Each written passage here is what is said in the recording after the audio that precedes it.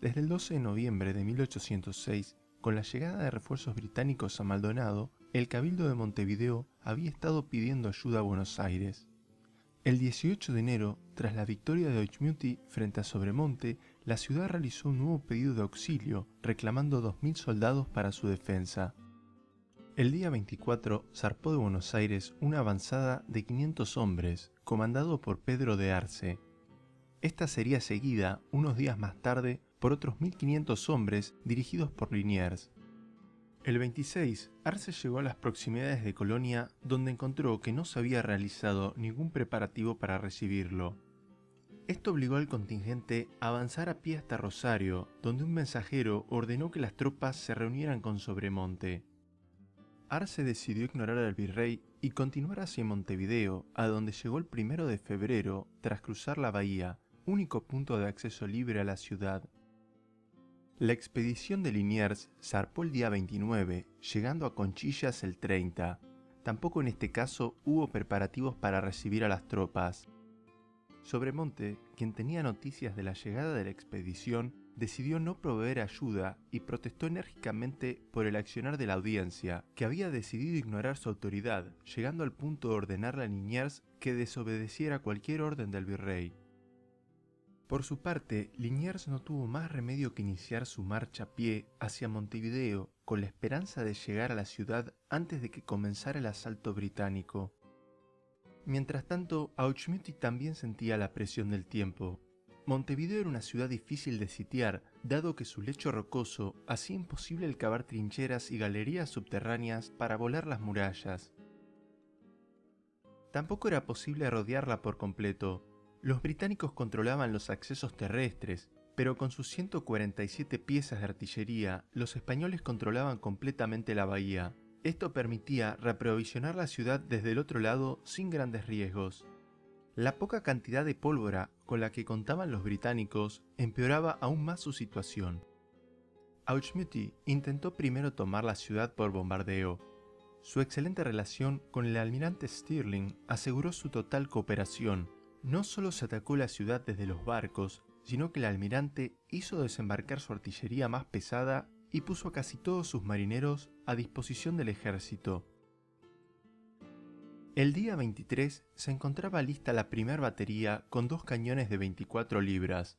Su tarea era la de alejar a los buques españoles que pudieran interferir con las operaciones desde la bahía. El 25 se completaron más baterías. La primera tenía 4 cañones de 24 libras y la otra contaba con 2 morteros de 10 pulgadas. Ambas, junto a los buques, abrieron un intenso fuego sobre la ciudad. Auchmuty esperaba que eso persuadiera a los habitantes a rendirse. Si bien el cabildo intentó realizar una junta al día siguiente para tratar la capitulación, tanto el pueblo como los soldados obligaron a disolver la reunión. Un nuevo bombardeo, el 28, tampoco consiguió resultados y Auchmuty supo que su única opción era tomar la ciudad por asalto. Para ello emplazó, el día 30, una nueva batería a unos 600 metros de la muralla con la intención de realizar una brecha por donde pudiera ingresar la infantería. A pesar de estar bajo constante fuego español, logró realizar una brecha de unos 11 metros en la muralla. Para el 2 de febrero se confirmó que un asalto por allí era viable.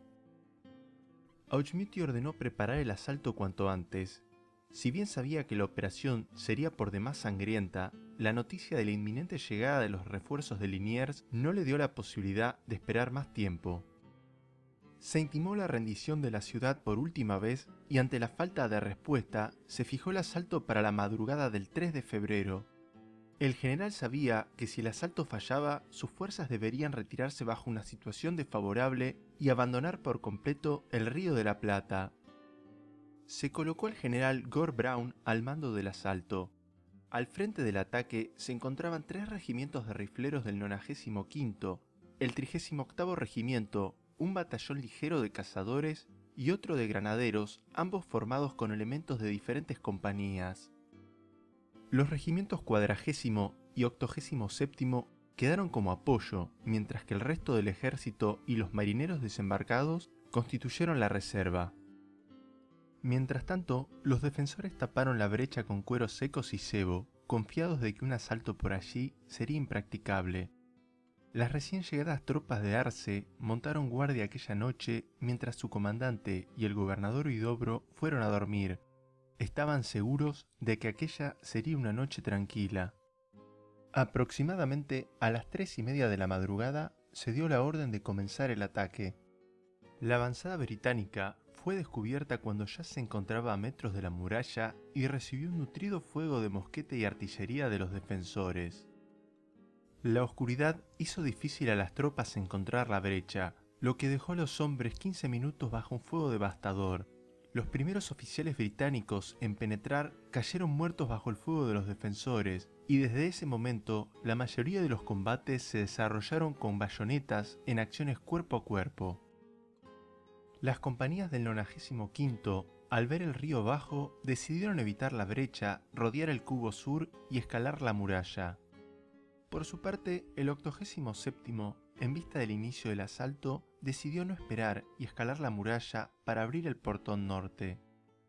Mientras tanto, el 38º intentó tomar la ciudadela, pero ante la imposibilidad de tomar el reducto, avanzó hasta la catedral abriendo fuego desde sus torres. Lentamente fueron cayendo todas las baterías hasta que para las 4:30 de la madrugada solo quedaba la ciudadela en poder de los españoles. Huidobro, que había sido hecho prisionero, viendo que la defensa era inútil, ordenó que las restantes tropas se rindieran. Ante esta orden, la mayoría de los soldados entregaron sus armas, mientras que otros escaparon de la ciudad cruzando la bahía. Con la plaza bajo control británico, el almirante Stirling ordenó avanzar sobre la bahía. Allí se tomaron 57 embarcaciones prisioneras, mientras que unos 3 barcos fueron volados por los españoles antes de que pudieran ser capturados. Las bajas aproximadas de los españoles, según informó Auchmuty, fueron de unos 800 muertos, 500 heridos y 2000 prisioneros, muchos de ellos oficiales como Huidobro y Arce. Los británicos, por su parte, desde el inicio de la campaña, tuvieron 608 muertos. Los británicos dejaron asentado lo tenaz del accionar de las tropas españolas. Ya desde la batalla del Cordón, unos días antes, habían demostrado un valor supremo. Es probable que si hubiesen contado con un mejor liderazgo, los resultados de la campaña podrían haber sido muy diferentes. Al día siguiente, la noticia de la caída llegó a Liniers, quien se encontraba en Colonia. La tropa quería marchar hacia donde estaba el virrey para arrestarlo, pero Liniers ordenó regresar a Buenos Aires. Se embarcó inmediatamente para informar al cabildo, dejando a Concha al mando de las fuerzas. El 5 de febrero, la noticia llegó a Buenos Aires y el pueblo clamó inmediatamente por la destitución de Sobremonte. Todos querían echar al virrey. Álzaga, al frente del partido pro-español, especulaba con recibir el cargo para sí mismo. Mientras tanto, el partido pro-independencia esperaba darle el cargo a Liniers, a quien consideraba débil y fácil de manipular.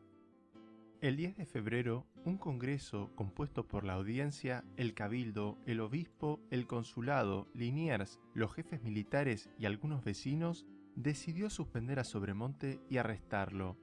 En paralelo, se decidió nombrar a Liniers como jefe militar de todo el virreinato, mientras que la audiencia se reservó el mando político hasta que llegaran nuevas órdenes de España.